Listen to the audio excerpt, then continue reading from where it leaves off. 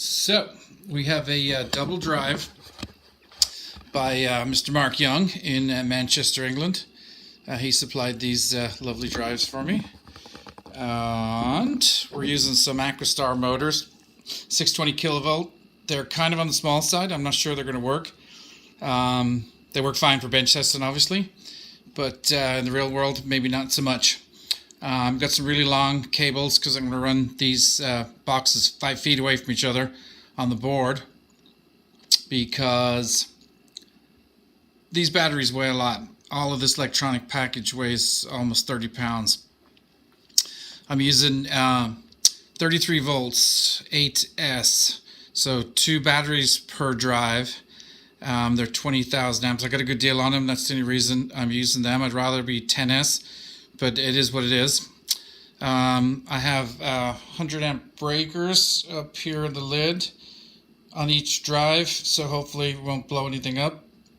And these boxes are, well, actually this one is not a Pelican box, but they're it's the Harbor Freight equivalent of a Pelican box, and the 1400 size, and that's the size you need to fit these 2 drives. I've been testing them this evening a little bit, and they're running just fine.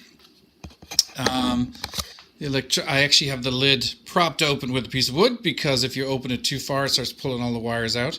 And one of the problems I'm continuing to have with this setup is that when I close the lid, sometimes it pops a breaker. So I'm going to work on just placement of parts.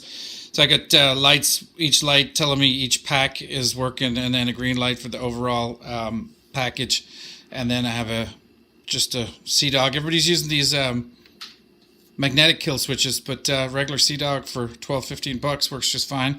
And then I put this little rocker switch on here so I can check the battery pack voltages, each one, and I can determine if one is dropping more than the other. Just a little helpful data while I'm playing with this.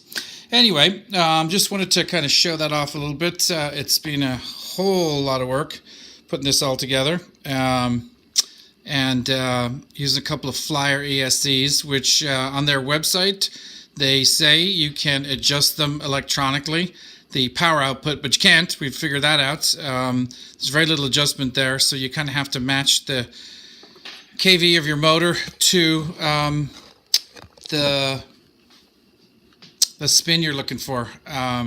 You can't just adjust it electronically. That would have been awesome to put a large kV motor in and then just keep adjusting until you got it just tuned right, but it's not going to happen. So anyway, this is ready to go on a board. I've got to rebuild a board to fit these size boxes, so that'll be happening here the next couple of weeks, but it's kind of cold right now, so probably not till the end of March this thing will go in the water and we'll test it out.